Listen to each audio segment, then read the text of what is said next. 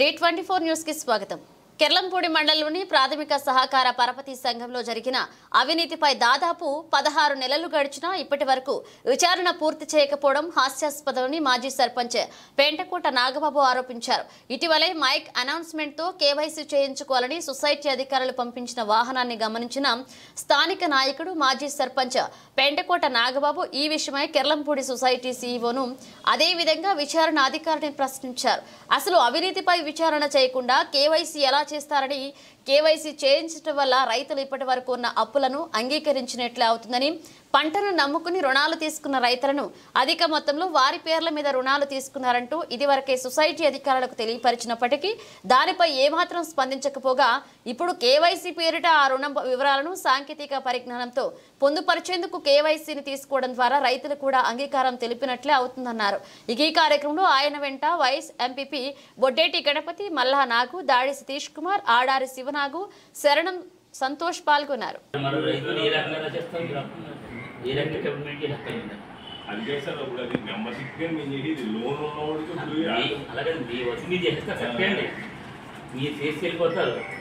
కానీ ఆ రైతు మీద సంబంధం లేకుండా అది ఫిగర్ పడిపోతుంది కదా. ఈ కేవైసీ అంటే దాని అర్థం ఏంటి? ఫిగర్ వేయడానికి ఇది ఇంకా మూలి మెంబర్షిప్ ఉంటే సార్ లోన్లు ఇంకా ఎంటర్ చేయకండి సార్.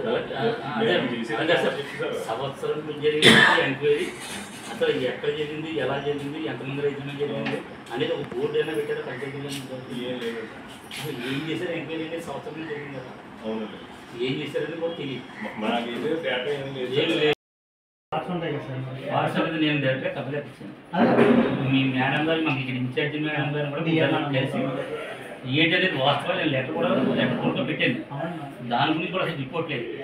అసలు అది ఎక్కడి నుంచి జరిగింది, ఎలా జరిగింది నాకు కొద్దిగా అందులో ఉండగా పెట్టి సొసైటీ గురించి వీటి గురించి తెలిసి నాకున్న డేటా అంతా కూడా మేడం గారికి చెప్పాను.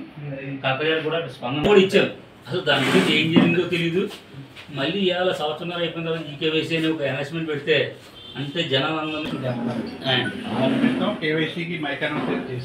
7 మండలాలు ఉన్న అప్పుడు అందరినీ పిలిచారు. మొత్తం ఇక్కడ మండలం మొత్తం 52 బ్రాంచ్లు మా ఈ సొసైటీలో తీసుకున్న అప్పులు 7 మండలాల రైతులు పేర్లు ఇచ్చారు. ఓన్లీ మా కెల్లంపూడి ఏరియా నుంచి చేశారా ఈ 7 లోనింగ్ని లోనింగ్ సృష్టించి మరి ఇన్ని కోట్ల రూపాయలకు డాక్యుమెంట్ లేకుండా ప్రతి సంవత్సరం ఆడిట్ ఏ రకంగా జరిగిందని మేము అడగడం జరిగింది. ఆడిట్ చేశాడు 5 లక్షలు 10 లక్షలు ఇచ్చి ఆడిటర్కి ఇచ్చి అసలు డాక్యుమెంట్ లేకుండా ఆడిటర్ అసలు ఎలా చేశాడు, ఒకేసారి ఇన్ని వేల మందికి జనతా ఇన్సూరెన్స్ ఎలా చేశారు, ఇవన్నీ కూడా గతంలో కలెక్టర్ గారిని అడిగాం. అలాగే ఇక్కడ ఇన్ఛార్జ్ మేడం గారిని అడిగాం. దేనికి కూడా సరైన స్పందన లేదు, సరైన సమాధానం లేదు. ఏదో విషయాన్ని క్లారిటీగా చెప్పి అందులో వాస్తవం ఉన్న రైతులకి అప్పు ఎంత ఉంది, డూప్లికేట్ వాళ్ళకి ఎంత అప్పు ఉంది, పంచాయతీ బోర్డులో కానీ ఎండి ఆఫీసులో కానీ లిస్ట్ పెట్టమని చెప్పి మేము అడగడం జరిగింది. దాన్ని పై ఆఫీసులకి మేము తెలియజేస్తామని చెప్పేసి సొసైటీ వాళ్ళు మాకు తెలియజేయడం జరిగింది. దీన్ని తాత్కాలికంగా మేము వెళ్తూ ఉన్నాం. భవిష్యత్తులో ఈ అప్పుని రైతులకి జెన్యున్గా ఎంత అప్పు ఉందో దాన్ని ఓపెన్గా పంచాయతీలో కానీ ఎండి ఆఫీసులో కానీ ఒక లిస్ట్ పెట్టమని చెప్పేసి మేము మీడియా ద్వారాగా సొసైటీ స్టాఫ్ని మేము అడగడం జరిగింది. రూపాయలు ఒక డాక్యుమెంట్ లేకుండా ప్రతి సంవత్సరం ఎలా చెప్తుంటే ఆడిటర్ అన్ని వస్తాడు, అన్ని డాక్యుమెంట్ చెక్ చేస్తేనే కదా అన్ని రాసి రిపోర్ట్ చేస్తాడు. మరి 2 కోట్ల రూపాయలు మీరు లోన్ ఇచ్చారు, ఒక డాక్యుమెంట్ లేదు అక్కడ. ఆ డాక్యుమెంట్ అంతా ఎలా రాసినట్టు రిపోర్టు, సంవత్సరానికి ఎన్ని లక్షలు తీసుకున్న ఆడిట్ రిపోర్ట్ ఇచ్చాడు అతను. ప్రతి రైతు మనకి జనతా ఇన్సూరెన్స్ రాయి చెప్తారా? ఆ జనతా ఇన్సూరెన్స్ అనేది కరెక్ట్గా కూడా నేను కంప్లైంట్ చేశాను. డూప్లికేట్ అది అందరూ కావాలని చెప్పి అప్పులని చెప్పి రైతుల మీద రాశారండి అని. మీ మేడం గారు, ఇన్ఛార్జ్ మేడం గారు కూడా నేను డైరెక్ట్గా రికార్డ్గా నేను కంప్లైంట్ రాసి ఇచ్చాను. దాని గురించి కూడా కనీసం కొద్దిగా రెస్పాన్స్ లేదు. ఇవాళ కొత్తగా ఈ కేవైసీ అని చెప్పి పెట్టి రైతులందరినీ బుక్ చేస్తారు. రైతులందరూ మేము రాసి అప్పు ఎంత పెద్ద చూపించి గవర్నమెంట్ మీరు సక్క పెడితే 4 సంవత్సరాలు 5 సంవత్సరాలు పోయిన తర్వాత కొత్త లిస్టులు రైతులందరూ దగ్గర 4 లక్షలు 5 లక్షలు 10 లక్షలు 20 లక్షలు అప్పుడు వాళ్ళు రైతులు ఆత్మహత్య చేసుకుంటారు. ఇవాళ ఎవడమంటే కూడా సక్క పెట్టేసుకొని పోతారు. ఆ క్రాప్ లోన్ కూడా వడ్డీలు ఇంట్రెస్ట్ తిరిగి వేస్తానని చెప్పారండి. డబ్బులు కూడా కట్టించుకున్నారు. ఇవాళ కూడా క్రాప్ లోన్ చాలా మంది అలా కదండి, చాలా మంది కడేశారు రైతులు. మీ తండ్రిలో క్యాన్సర్ పెట్టిస్తున్నారు చూపిస్తున్నారు. మీ దాంట్లో అలాగే ఇప్పుడు నా ఇంజనీర్ మీరు సంవత్సరంగా పెట్టి రిషీట్ కూడా ఇచ్చారు. రిజిస్టర్ ఆఫీస్ లో అప్పు చెల్లి పెట్టేసుకున్నారు. మరి ఇప్పుడు కూడా వాళ్ళ కడేసిన ఆడ కూడా మీరు న్యాయం చేయలేదు. సంవత్సరాలు పెట్టి. అంటే మీరు ఎవరికి న్యాయం చేయడానికి రైతులుగా లేదా ఎంప్లాయీస్గా నాయకులు మీరు ఎవరికి చేద్దారనుకొని మీరు ఈ రిపోర్ట్లు అన్ని తయారు చేస్తున్నారో సంవత్సరాలు పెట్టి నాకు అర్థం లేదు. ఇప్పుడు నాదే ఉందండి, నేను కట్టేశాను ఇక్కడ రాసేసాడంటే సెల్ కూడా పెట్టించేసాను. ఇప్పుడు దాకా మీరు తయారు చేసిన లిస్ట్ అంతా మేడం గారు చెప్పండి. సంవత్సరాలు అయింది కదా, ఎవరి మీద కూడా ఎవరి పంచోడో ఎవరి పొందాయో ఎవరి మీద అప్పు ఉందో వాడి మీద డాక్యుమెంట్ ఉందో లేదా అది కరెక్టా కాదా పంచాయతీ కూడా పెట్టండి, పాంప్లెట్ ఎండి ఆఫీస్లో పెట్టండి, మీ సొసైటీలో పెట్టండి.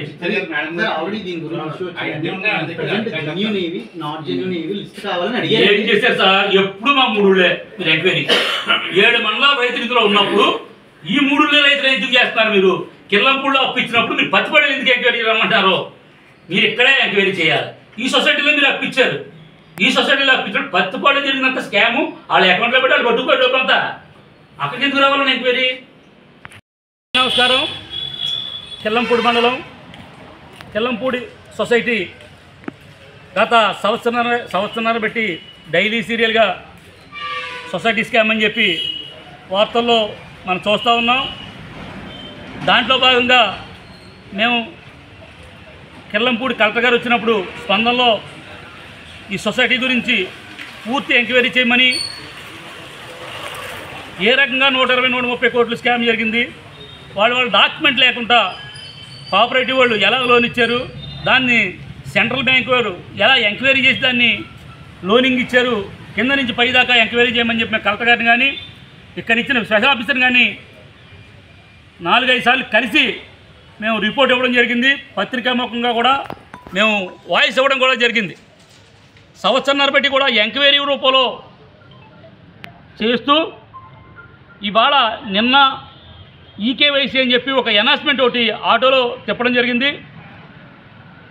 అప్పులు తీసుకున్న వాళ్ళు వేరు, ఈ అప్పులన్నీ కూడా అమాయక రైతుల మీద నెట్టడానికి ఈకేవైసీ అనే ఒక మార్గాన్ని ఎంచుకొని వాళ్ళందరికీ కూడా ఈ అప్పులు రైతుల మీద చూపించి తర్వాత సంవత్సరం 2 సంవత్సరాలు 3 సంవత్సరాలు పోయిన తర్వాత మీకు ఇంత ఫిగర్ ఉందని చెప్పి రైతుల దగ్గర వసూలు చేద్దారన్న ఒక తప్పుడు ఆలోచనతో సొసైటీ వారు రైతుల్ని ముంచే ప్రయత్నంలో ఉన్నారు. దీన్ని మేము పూర్తిగా ఖండిస్తూ ఉన్నాం. మేము అడిగాం, ఈ అప్పు ఏ రకంగా రైతులకు ఇచ్చారు? ఆ రోజు మీరు కానీ పత్తిపాడు బ్యాంక్ వారు కానీ జిల్లా సెంట్రల్ బ్యాంక్ వారు కానీ ఏ రక పర్యవేక్షణ లేకుండా ఏ డాక్యుమెంటు లేకుండా ఇన్ని కోట్ల రూపాయలు ఇచ్చినప్పుడు అంటే మీ స్టాఫ్ని అందరినీ కూడా తప్పించడానికి రైతులను ఆయుధంగా వాడుకొని రైతులందరి మీద కూడా ఈ అప్పుల్ని రైతుల మీద వేసి వాళ్ళని వసూలు చేయాలని చెప్పేసి ఈ కోఆపరేటివ్ వ్యవస్థ తప్పుడు ఆలోచనలో ఉంది.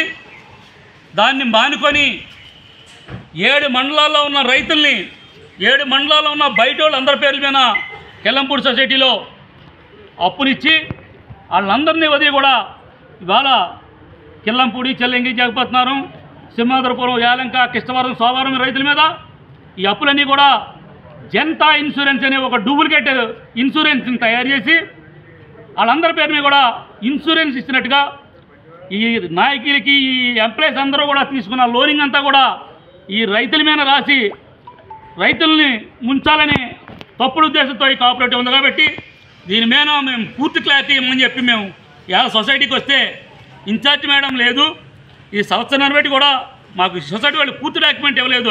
అంటే మీరు పూర్తి డాక్యుమెంట్ ఇవ్వకుండా ఈ సంవత్సరాన్ని బట్టి రైతులందరినీ కూడా పత్తిపడి రమ్మని ఎంక్వైరీ చేశారు మీరు సంవత్సరాన్ని బట్టి? అసలు డాక్యుమెంట్ ఇవ్వకుండా అప్పునున్న పేర్లు రైతులు ఇవ్వకుండా మరి మీరు సంవత్సరాన్ని బట్టి కూడా పత్తిపాడు ఆఫీసులో కూర్చొని ఈ కోఆపరేటివ్ జిల్లా బ్యాంకు వాళ్ళు అందరూ కూడా ఇక్కడికి వచ్చి ఏ రకం ఎంక్వైరీ చేశారు, ఏ రైతుని ఎంక్వైరీ చేశారు, అసలు రైతుకి ఎంత అప్పు ఉంది అనేది ఈ రోజుకు కూడా ఒక పంచాయతీ బోర్డులో కానీ ఒక ఎండి ఆఫీస్లో కానీ ఆ లిస్టులు పెట్టకుండా రైతులని ముంచే కార్యక్రమంలో కోఆపరేటివ్ ఉంది. రైతులు అర్థం చేసుకోవాలి. భవిష్యత్తులో కూడా మనం అందరం మునిగిపోయే దృష్టిలో ఉన్నాం.